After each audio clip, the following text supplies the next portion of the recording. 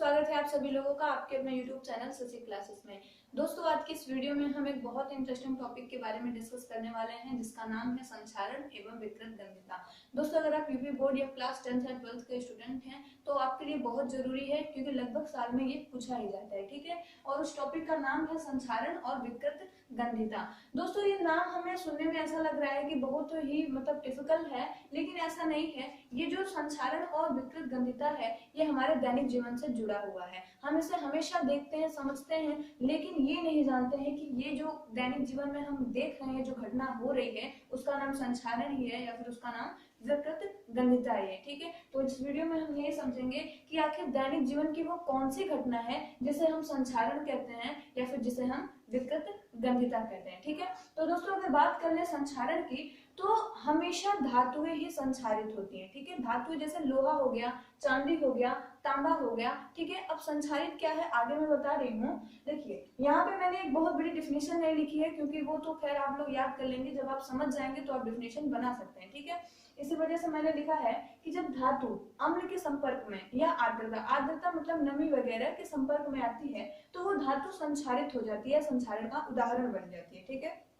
अच्छा, ये तो हम समझ गए कि धातु संचारित होती कैसे है, ठीक है। जब धातु अम्ल या आर्द्रता के संपर्क में आती है तब वो संचारित हो जाती है, ठीक है। अब हम ये बोलेंगे कि संचारित होने का मतलब क्या है। संचारित होने का मतलब देखिए कि जब कोई धातु होती है अम्ल के संपर्क में आती है तो उसका जैसे वो किसी अम्ल या आर्द्रता के संपर्क में आएगी तो वो उस अम्ल और आर्द्रता से अभिक्रिया कर लेगी और जो उत्पाद के रूप में वो संचारित हो जाती है। संचारण का उदाहरण देख लीजिए, जैसे चांदी है।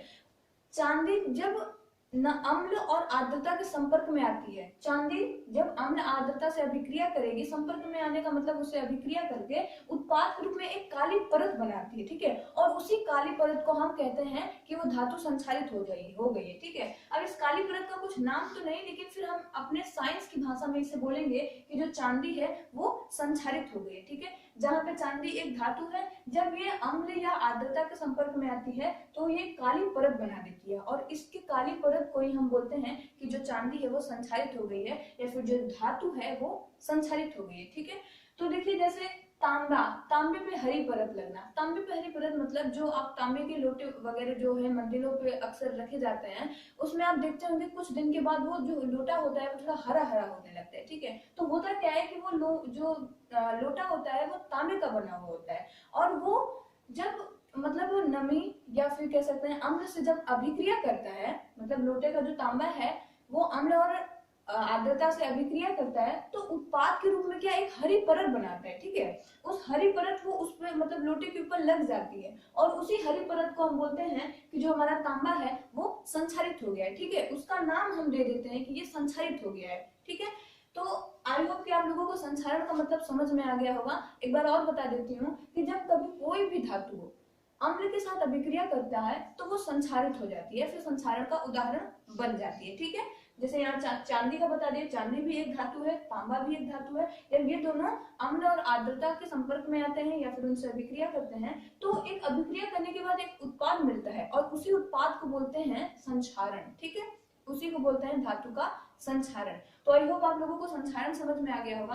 अब बात करते हैं विकृत गंधिता की। जैसे कि आप लोग अब सोचते होंगे संचारण, अरे यार ये तो हम जानते ही, हमारे दैनिक जीवन में हमेशा जैसे मम्मी लोग पायल पहनती हैं, ठीक है, तो उनका पायल कुछ दिनों के बाद मतलब काला होने लगता है, काली परत चढ़ने लगती है, तो तमाम तरह के मतलब घरेलू नुस्खे से वो उस काली परत को हटाती है। अब इस तांबे के जो तांबे पे हरी परत होती है उसे वो नींबू वगैरह रगड़ के लोग साफ कर देते हैं, ठीक है।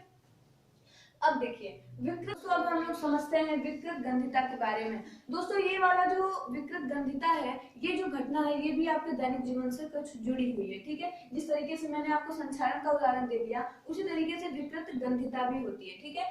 दोस्तों बताना चाहूंगी विकृत गंधिता क्या होती है कि जब कोई भी तेल या वसा से जो बने पदार्थ होते हैं, ठीक है, तेल कह दें या तेली युक्त पदार्थ या वसा से जो मतलब युक्त पदार्थ होते हैं, जब वो ऑक्सीजन की उपस्थिति में या फिर ऑक्सीजन से अभिक्रिया करते हैं या ऑक्सीजन के संपर्क में आते हैं तब वो ऑक्सीकृत हो जाते हैं। इसका बहुत अच्छा उदाहरण मैं आपको देने वाली हूँ कि देखिए कोई भी तेल या तेल से युक्त पदार्थ ऑक्सीजन की उपस्थिति में कैसे आएंगे या फिर ऑक्सीजन के संपर्क में कैसे आएंगे, जब वो वायु में खुले छोड़ दिए जाएंगे। ठीक है, और वो जब वायु में खुले छोड़ दिए जाएंगे तो उस पदार्थ से यानी कि उस तेली या फिर वसा युक्त पदार्थ से ऑक्सीजन मिल जाएगी। ठीक है, हमारे वायु में ऑक्सीजन है तो जैसे वो वायु में खुली छोड़ी जाएगी तो वो ऑक्सीजन से मिल जाएगी और वो जो पदार्थ है, वो जो खाद्य पदार्थ है वो ऑक्सीकृत हो जाएगा। जैसे कि हम हमेशा हमें सोचना चाहिए कि जो हम कुरकुरे वगैरह खाते हैं आखिर वो जब से बना तब से मतलब कैसे है कि बिल्कुल मतलब एकदम क्रिस्पी कैसे होता होगा। ठीक है,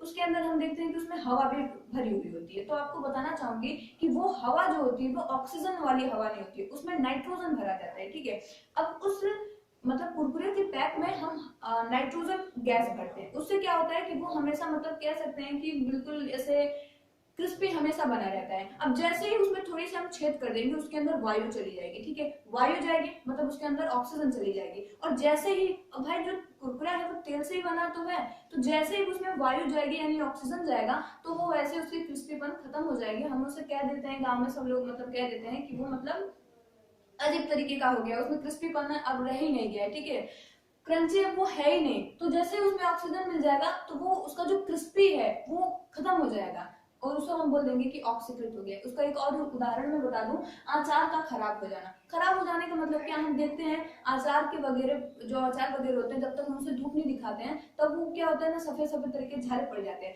वही उदाहरण है विकृत गंधिता का कि अचार पर सफेद तरह के झाले पड़ना ही विकृत गंधिता होता है। ठीक है, अचार जो है खाद्य पदार्थ तेलों से युक्त पदार्थ है। ठीक है, जैसे ही ऑक्सीजन की उपस्थिति में आएगा वो ऑक्सीकृत हो जाएगा और जब ये ऑक्सीकृत हो जाता है ना तो तमाम प्रकार के गंध निकलने लगता है इससे और ये खराब भी हो जाता है, तो इसे खाने से हम खुद बीमार पड़ सकते हैं। ठीक है, इसी वजह से लोग कहते हैं कि ऑक्सीकृत चीजों को या फिर विकृत गंधित चीजों को हमें नहीं खाना चाहिए। ठीक है, तो दोस्तों उम्मीद करती हूँ आप लोगों को संक्षारण और विकृत गंधिता बहुत अच्छी तरीके से समझ में आया होगा और अगर आपको ये वीडियो पसंद आई होगी तो वीडियो को लाइक जरूर कर दीजिएगा। चैनल पर नए हैं तो अभी चैनल को सब्सक्राइब करके हमारे चैनल ससी क्लासेस से जुड़ जाइए क्योंकि न्यू बैच स्टार्ट होने वाला है आपके इसी चैनल ससी क्लासेस पे। ठीक है, तो मिलते हैं नई वीडियो में, तब तक के लिए जय हिंद जय भारत।